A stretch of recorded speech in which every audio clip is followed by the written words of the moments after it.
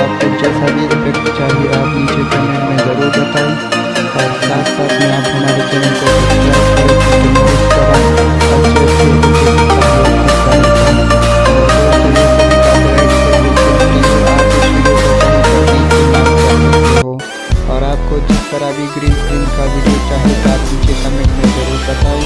इस चैनल में आप लोगों को ग्रीन स्क्रीन की वीडियो मिलेगी, इसलिए दोस्तों इस चैनल को सब्सक्राइब करें और साथ में बेल आइकन को भी दबाएं ताकि हमारी हर नई वीडियो का